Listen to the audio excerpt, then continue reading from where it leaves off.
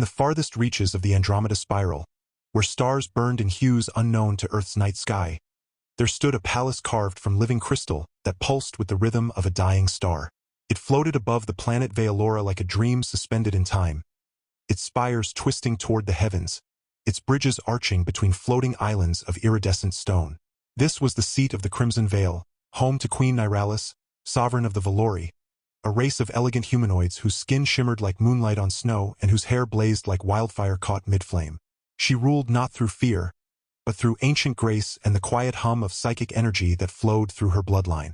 Her eyes, deep violet pools reflecting centuries of wisdom and sorrow, had seen empires rise and fall, yet nothing had prepared her for the day a lone human soldier crashed through her atmosphere in a broken war pod, scorched and barely alive. His name was Corin Vey, a scout from Earth's last free fleet, a man who had spent years dodging alien patrols and surviving on rations older than his memories. He wasn't a hero by design, just stubborn, sharp-witted, and too curious for his own good. When his ship malfunctioned during a stealth mission near Veolora, he ejected just before it exploded into 1,000 shards of molten metal. He landed hard in the outer gardens of the royal palace, tumbling through fragrant silver blossoms and waking to the sight of towering guards with elongated limbs and eyes like polished obsidian. They dragged him, half-conscious, through corridors lined with glowing murals that told stories of gods and wars long forgotten. By the time he stood before Queen Niralis, his uniform was torn, his ribs cracked, and his mind still reeling from the crash. He expected death, or worse, experimentation. Humans were rare in this part of the galaxy, often captured and studied like oddities. But Niralis did not order his execution. Instead, she studied him from her throne of fused stardust and bone-white coral, her fingers curled delicately around the armrests, her red hair cascading down like liquid flame over her shoulders. She spoke without moving her lips, her voice echoing directly into his mind like wind through an empty cathedral. "You are far from your world, little spark." Her tone was neither cruel nor kind, simply observant, like a scientist noting the color of rain. Corin coughed, tasting copper, and managed to stand straighter despite the pain. "I didn't exactly plan the trip," he muttered, then winced. Talking hurt more than walking. The queen tilted her head, amused. Her servants, slender, graceful women dressed in flowing gowns of shifting light, whispered among themselves, their laughter like chimes in a breeze. One stepped forward, offering a vial of shimmering blue liquid. Corin eyed it suspiciously. "Is that poison?" he asked. The queen's mental voice chuckled. "No, it will mend your bones and cleanse your blood. Drink or limp forever." He drank. The liquid burned like fire and honey down his throat, and within minutes, the pain began to fade, replaced by a strange warmth spreading through his limbs. He flexed his fingers, amazed. "Okay," he said. "You've got my attention." Niralis rose from her throne, gliding down the steps with a grace that defied gravity. Up close, she was even more striking, taller than he remembered, her presence filling the chamber like music swelling in a silent hall. "You are the first human to set foot in my palace," she said aloud now, her voice melodic but edged with authority. "Your species is known for violence, for conquest. Yet you came alone. Why?" Corin shrugged. "We weren't coming for you. We were running. My fleet, it's gone. Wiped out by the crag. You know them." The queen's expression darkened.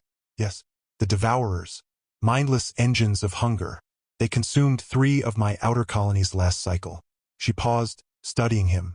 "You carry grief," she observed. "It clings to you like smoke." Corin looked away. He didn't want to talk about the faces he'd lost. The commander who taught him to fly, the medic who always saved his life, the girl from engineering who used to smile at him across the mess hall. All gone, swallowed by the void. "Yeah, well, grief doesn't pay the bills," he said bitterly. The queen didn't respond at first. Then, with a flick of her wrist, she summoned 3 of her handmaidens, each more radiant than the last. One had hair like spun gold, another with eyes like twin moons, the third with skin that shimmered like dawn mist. They bowed in unison, their movements synchronized like dancers in a sacred ritual. "Choose," the queen commanded, her voice soft but firm. "A gift for the survivor. Each of them is trained in healing, in pleasure, in loyalty. Take one. Live in comfort. Serve me, and you shall want for nothing." Corin blinked. "Wait. You're offering me a girlfriend?" The handmaidens didn't flinch, but their eyes gleamed with something unreadable. Curiosity, perhaps, or challenge. The golden-haired one smiled faintly. The queen nodded. Call it what you will. A companion, a reward, a distraction from your sorrow. Corin rubbed his jaw, looking from one stunning woman to the next. They were beautiful, yes, ethereally so, but something felt off, like being handed jewels when all he wanted was water. Then he looked back at the queen. Really looked. Not as a ruler, not as an alien monarch, but as a person. There was loneliness in her gaze, buried beneath layers of power and protocol. She carried the weight of a kingdom on her slender shoulders, isolated by her status, surrounded by servants but never truly seen. In that moment, Corin understood. She wasn't just offering him a servant.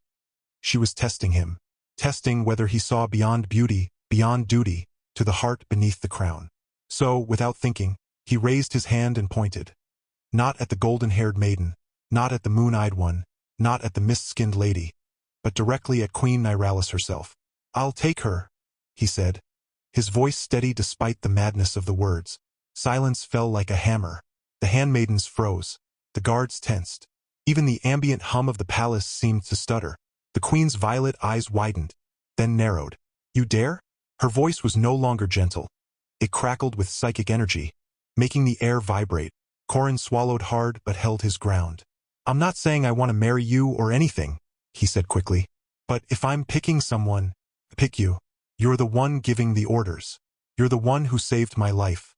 And honestly, you look like you could use someone who doesn't bow every 5 seconds." A beat passed. Then another. Then, to everyone's astonishment, the queen laughed. Not a polite chuckle, but a full, rich sound that echoed through the chamber like bells set free. The tension shattered. The handmaidens exchanged glances, some smiling, others shaking their heads in disbelief. One even snorted. The queen wiped a tear from her eye, a rare gesture for someone so composed. "You are either the bravest creature I have ever met," she mused, "or the most foolish." Corin grinned. "Probably both." From that moment, everything changed. Corin was not made a consort. Niralis would never allow such a title to be forced upon her. But he was granted unprecedented access to the palace, its archives, its defenses. He was given rooms adjacent to the royal wing, though he spent most nights in the observatory, asking endless questions about Valoran history, their technology, their enemies. The queen indulged him, sometimes joining him under the dome of stars, where they sat side by side, sipping fermented nectar from crystal cups that changed color with mood. He told her about Earth, about oceans and forests, about pizza and bad television, about how humans cried when they were happy and laughed when they were scared. She listened, fascinated, her psychic barriers slowly lowering with each passing night. But not everyone welcomed the human's presence. Lord Malric, the queen's chief advisor, a tall, severe man with silver tattoos crawling up his neck like vines, watched Corin with open disdain.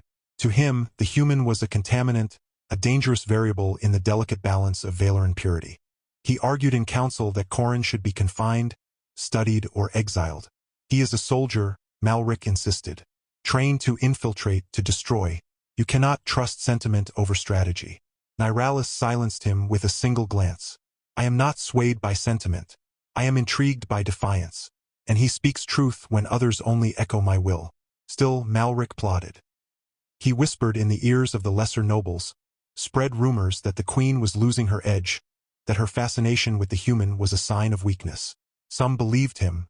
Others feared speaking against the advisor, whose family had served the throne for generations. Corin, oblivious at first, noticed the cold stares in the halls, the way servants suddenly stopped talking when he entered a room. He didn't care much, until the day he found a knife embedded in the door of his chambers, its blade smeared with a substance that glowed faintly green. Poison, he guessed. Someone didn't want him around. He showed it to Niralis. She examined it with calm detachment, then crushed it in her bare hand, the venom evaporating in a puff of acrid smoke. "Malric," she said simply. Corin raised an eyebrow. "You're not going to do anything?" She turned to him, her expression unreadable. "Not yet. Let him believe he has the advantage. It makes the fall more satisfying." Corin couldn't tell if she was being wise or reckless. Either way, he liked her style. Their bond grew stronger, not through grand declarations, but in small moments.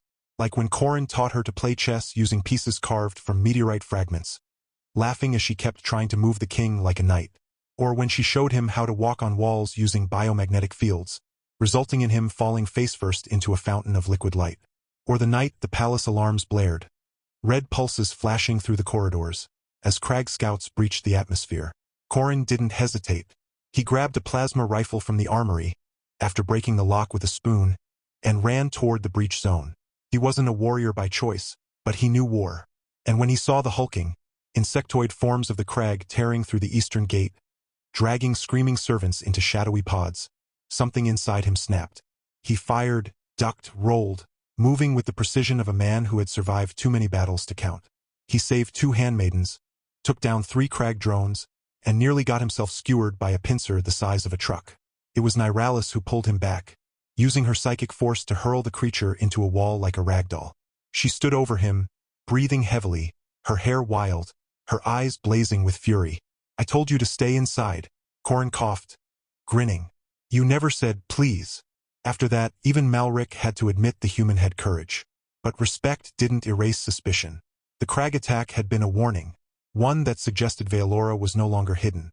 If they returned in force, the palace would fall. Nyralis called a war council, inviting Corrin despite protests. He sat beside her, the only non-Valoran in the room, listening as generals debated shield frequencies and evacuation routes. When it was his turn to speak, he didn't offer tactics. He offered a story. "Back on Earth," he began. "There was this animal called a porcupine. Small, slow, not very strong. But when threatened, it rolled into a ball, and every inch of it became spikes. The predators learned to avoid it." He looked around the table. "You've got shields, weapons, psychic warriors. But you're predictable. The Crag know your patterns. What if we make them afraid? What if we turn the palace itself into a weapon?" The room fell silent. Then murmurs. Then arguments. But Nyralis leaned forward, intrigued. "Explain." So he did. Using Veelora's natural magnetic field, they could amplify the palace's crystal structure to emit painful sonic pulses. The gardens could be rigged with bioluminescent traps that released paralyzing pollen. The bridges could collapse on command, cutting off invaders. It wasn't about winning a battle, it was about making the cost of invasion too high. To everyone's surprise, Malric agreed. "It is unconventional," he admitted. "But desperation breeds innovation." Work began at once. Corrin worked alongside engineers, scientists, even the handmaidens, who proved to be brilliant strategists in their own right. The golden-haired one, Lyra, designed sonic emitters shaped like flowers. The moon-eyed Scylla programmed defense drones to mimic swarm behavior. And the mist-skinned Nera? She discovered a way to weaponize the palace's emotional resonance. When enough fear or rage built up in a room, it could trigger automated turrets hidden in the walls. As days turned to weeks, Corrin changed. His posture lost its defensive hunch. His jokes came easier. He no longer flinched at sudden noises. And when he looked at Nyralis, it wasn't with awe or fear, but with something deeper, something warm and unspoken. She noticed. Of course she did. One evening, as they stood on the highest balcony, watching twin moons rise over the floating islands, she turned to him. "You no longer seem lost," she observed. He smiled faintly. "Maybe I found something worth staying for." She didn't reply, but her hand brushed his, accidentally perhaps or not. A spark passed between them, subtle but electric. Neither acknowledged it. Some things were too fragile for words. Then came the day the sky split open. Not with storms, but with ships, thousands of them, black and jagged, blotting out the stars. The Crag Armada had arrived. No scouts this time, no warnings, just annihilation descending from orbit. Alarms screamed, lights flashed crimson. The palace trembled as the first wave of energy beams struck the outer shields. This was it. Corrin suited up, not in human armor, but in a hybrid exoframe designed by Valoran techs, powered by his own adrenaline and synced to the palace's neural grid. Nyralis stood at the central command dais, her hair whipping around her like a storm, her voice commanding legions through thought alone. Malric led the frontline defense, his silver tattoos glowing as he unleashed waves of psychic disruption. The handmaidens took their stations, activating traps, guiding civilians to safety. And Corrin? He ran toward the breach point. Not because he was ordered, but because he chose to. Because this was no longer just survival. This was protection. This was home. He fought like a man possessed. Plasma bolts lit up the corridors. Gravity fields flipped upside down. At one point, he rode a collapsing bridge like a surfboard, firing blindly into a swarm of crag soldiers before crashing into a garden of sonic lilies that detonated in a wave of shattering sound. He crawled out covered in dust and blood, laughing like a madman. Then he saw her, Niralis, surrounded. 3 crag commanders, massive armored beasts with eyes like burning coals, had broken through the inner sanctum. They circled her, claws raised, drooling acidic saliva. She stood tall, radiating power, but even she couldn't fight 3 at once. Corrin didn't think. He charged. He wasn't fast enough to stop the first strike. One of the creatures lunged, slashing her arm. She cried out. A sound so raw, so human, it tore through Corrin's soul. Rage exploded in his chest. He fired, hit, missed, fired again. One beast fell. The second turned on him, slamming him into a wall. Pain exploded through his ribs. He tasted blood, but he held the trigger. Then light, pure, blinding, golden light erupted from the queen. Her psychic energy surged outward in a wave, lifting the remaining crag off their feet, shattering crystal pillars, cracking the floor beneath them. Corrin shielded his eyes, feeling the heat of her power like standing too close to a sun. When it faded, the creatures were gone, reduced to ash. Niralis collapsed. Corrin crawled to her, cradling her head in his arms. Her breath was shallow, her skin pale. "Hey," he whispered. "You can't die. Who's gonna teach me how to levitate properly?" She opened her eyes, weak but smiling. "You idiot," she breathed. "You should have stayed behind." "Nah," he said, brushing hair from her face. "Where's the fun in that?" Sirens wailed in the distance. The battle wasn't over. Ships still fell from the sky. But in that quiet moment, amidst the wreckage and the smoke, something unbreakable formed between them. Not love declared, not promises made, but a bond forged in fire and choice. And somewhere, deep in the palace, a single crystal began to glow. Not red, not white, but a new color entirely. A soft, pulsing gold, like a heartbeat returning to life. The golden pulse from the crystal spread through the palace like a whispered secret, rippling along corridors and chambers, awakening ancient systems long dormant. It wasn't just light. It carried energy, memory, even voice. A low hum filled the air, rising in pitch until it formed words, not in any known language, but understood all the same. She has awakened the Heartstone. The bond is sealed. Corrin didn't understand at first. He only knew that Niralis's breathing had steadied, her skin warming beneath his hands. But the moment he tried to lift her, she pushed him away, gently, but with force that belied her weakened state. Her violet eyes burned now, no longer dimmed by pain, but a light with something older than time. She rose unaided, floating slightly above the cracked floor, her red hair swirling as if caught in an invisible storm. "The Heartstone," she said aloud, her voice echoing with layers. Hers, and another, deeper one beneath. It was never just a power source. It was a test. And you passed it. Before Corrin could ask what she meant, the walls trembled.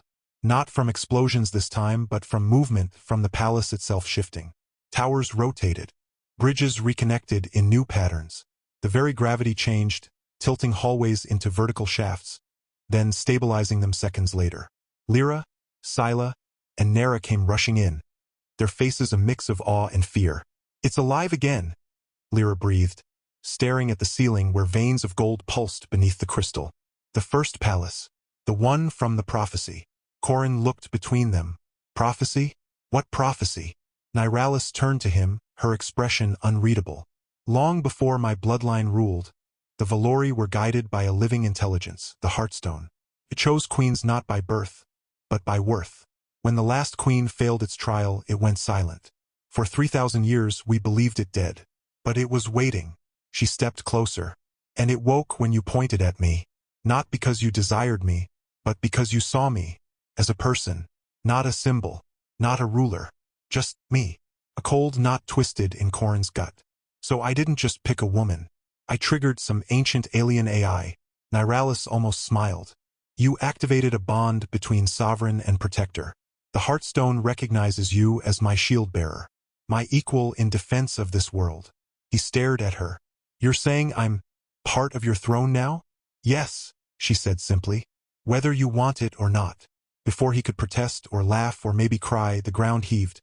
A deep, guttural roar echoed from below the palace.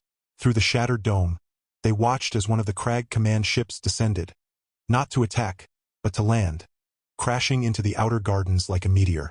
From its underbelly unfolded a grotesque structure, a fleshy, pulsating tower that began to grow, absorbing stone and metal, spreading like a cancer across the sacred grounds. "It's planting a hive core," Scylla said, horror in her voice.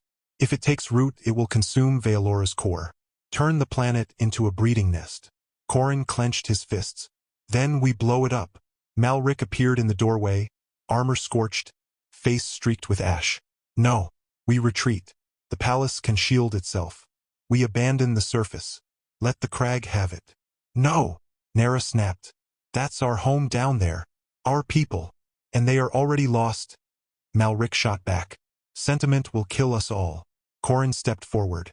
"Then we do both. We protect the palace and stop the core." He turned to Nyralis. "You said the Heartstone chose me as your shield bearer, so let me bear it." He pointed at the growing monstrosity outside. "Give me a way in. I'll plant a charge in its heart." Nyralis hesitated. The Heartstone pulsed faster, its voice whispering through her mind. "Danger. Sacrifice. The bond may break." She ignored it. "There is a tunnel," she said, "beneath the royal crypts. It leads to the old geothermal vents closest point to the planet's mantle. The core will anchor there, but the path is guarded. By the Forgotten." Corin raised an eyebrow. "The who now?" "Exiles," Malric muttered. "Madmen. Failed heirs. Those the Heartstone rejected. They live in the dark, cursing the light." Corin grinned. "Despite everything. Sounds like my kind of party." He didn't go alone. Against protocol, against tradition, Lyra, Scylla, and Nera insisted on coming. "We know the tunnels," Lyra said, "and someone has to keep you from getting us all killed." Scylla added, "Also, your sense of direction is terrible." Nera just smiled. "And I like fireworks." Malric stayed behind to help fortify the palace, though Corin caught the advisor watching them leave with something that might have been respect, or regret. The descent was brutal. The crypts were a maze of glowing tombs and whispering statues, each carved with the faces of queens past. Some seemed to watch them as they passed. The air grew thick, humid, smelling of rust and damp earth. Strange vines pulsed along the walls, reacting to their presence. At one point, Corin swore he heard laughter, high-pitched, broken, echoing from the shadows. Then the attacks began. Figures emerged from side passages, pale, emaciated, their eyes milky white, their limbs elongated. They moved unnaturally fast, clicking like insects, speaking in voices that layered over each other. "The light returns. The false queen brings a worm." One lunged at Corin, claws slashing. He fired, but the plasma bolt passed through it like mist. Scylla shouted, "They're not solid. They're psychic echoes." Nera reacted instantly, pulling a small device from her belt, a resonance disruptor used in meditation chambers. She activated it, and a wave of harmonic sound burst outward. The creatures shrieked, dissolving into smoke. "They feed on fear," she said grimly. "Stay calm, or they'll eat your mind." They pressed on, nerves frayed but determined. Finally, they reached the geothermal chamber, a vast cavern lit by rivers of molten rock. In the center stood the hive core, a towering mass of black chitin and writhing tendrils, pulsing like a diseased heart. Tendrils plunged into the magma, drawing energy, spreading corruption. Corin pulled out the charge, a Valoran seismic bomb capable of triggering a localized quake. "This should crack the mantle beneath it. Bury the whole thing." Lyra frowned. "But you'd be too close." "I'll jump into a lava tube," he said. "I've done dumber things after 2 beers." Scylla handed him a thermal suit. "Don't die. The queen would be insufferable." They set the charge, synced it to a timer, and began retreating. But halfway back, the ground exploded. A massive crag warrior, twice the size of the others armored in biometal, burst from the earth, roaring. It swung a whip-like tail lined with blades, forcing them apart. Corin fired, but the creature absorbed the blasts into its carapace. It advanced, relentless. Then Lyra did something unexpected. She stopped running, raised her hands, and sang. Her voice wasn't loud, but it carried a frequency so pure it made the air shimmer. The crag beast staggered, clutching its head. Scylla realized first. The resonance! It's vulnerable to harmonic waves. Nara joined in, modulating her disruptor to match Lyra's tone. Together, their combined sound built into a crescendo, vibrating the very rock around them. The creature screamed and imploded, collapsing into a pile of twitching flesh. Corrin stared. Okay, that was awesome. They barely made it out before the bomb detonated. The explosion shook the planet, visible even from the palace spires, a plume of fire and debris shooting into the sky. The hive core was gone.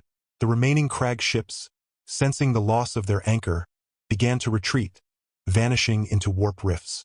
Victory. But peace didn't come, because when Corrin returned, battered but alive, he found Nyralis standing at the edge of the shattered dome, staring at the stars. The Heartstone's glow had dimmed. Her face was pale. "What's wrong?" he asked. She didn't turn. The Heartstone spoke. It said the crag were not the true threat. He froze. What?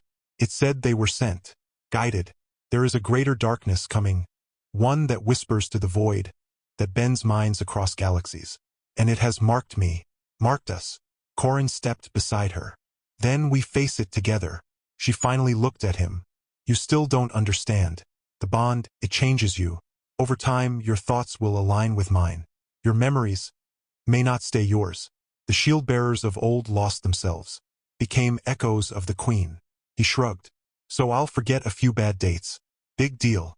She almost laughed, then grew serious. And if I fall? If the darkness takes me, will you have the strength to stop me? Even if it means breaking the bond. He met her gaze. I don't know, but I'll try. That's all anyone can do. For the first time, she took his hand. Not with ceremony, not with duty, but with quiet trust. Below, the planet began to heal. The gardens regrew overnight, blooming with flowers that glowed like stars. The people emerged from shelters, cheering, weeping, rebuilding. But far beyond the edge of known space, in a realm where light dared not travel, something opened its eyes, and it smiled, because the bond had been forged, and bonds could be corrupted. The years that followed were not without shadows. Though the crag had been driven back and their hive core destroyed, Queen Nyralis and Corrin remained vigilant. The Heartstone continued to whisper in moments of silence. Warnings, riddles, visions of distant wars yet to come.